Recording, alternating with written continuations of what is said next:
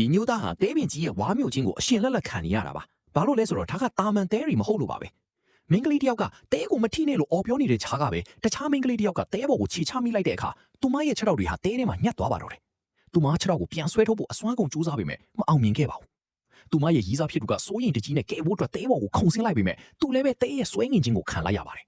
သူမစီကိုမရောက်ခင်မှာပဲသူ့ရဲ့ခန္ဓာကိုယ်ဟာတဲထဲမှာနှိမ့်ဝင်သွားပြီးပြန်ထားဖို့ကြိုးစားတဲ့အချိန်မှာတော့ထူးဆန်းတဲ့တဲပင်ကြီးကသူ့ရဲ့မျက်နှာကိုဆွဲကွဲပစ်လိုက်ကတဲထဲကိုဆွဲယူသွားပါတော့တယ်တဲထဲမှာမမြင်ရတဲ့တတ္တဝါဆိုးကြီးတစ်ကောင်ရှိနေတယ်လို့ပါပဲ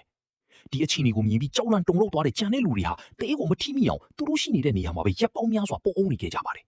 ဒါပေမဲ့ဘသူမှကေကိုရောက်မလာတဲ့အတွက်သူတို့ဟာနီလန်းမျိုးစုံနဲ့လွတ်မြောက်ဖို့ကြိုးစားကြပါတယ်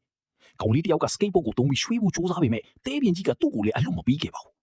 နောက်ပိုင်းမှာတော့ရေးအရာရှိတယောက်အခင်းဖြစ်ပွားရနေရာကိုရောက်လာပါတယ်သူကတော့ဖနက်အကြီးကြီးတွေစီးထားတဲ့အတွက်တဲကသူ့ကိုဆွဲမယူနိုင်ပါဘူးဒါပေမဲ့ကန်ဆိုးစွာနဲ့ပဲသူ့ရဲ့ကားတော့ကတဲကိုလွတ်ချသွားပါတယ်သူကတော့လှမ်းကောက်လိုက်တဲ့အချိန်မှာပဲသူ့ရဲ့လက်ဟာတဲရဲ့ဆွဲငင်ချင်းကိုခံလိုက်ရပြီးတစ်ဆက်စီဆွဲပြေးခံလိုက်ရကတကူလုံးတဲတွေကိုပါသွားပါတော့တယ်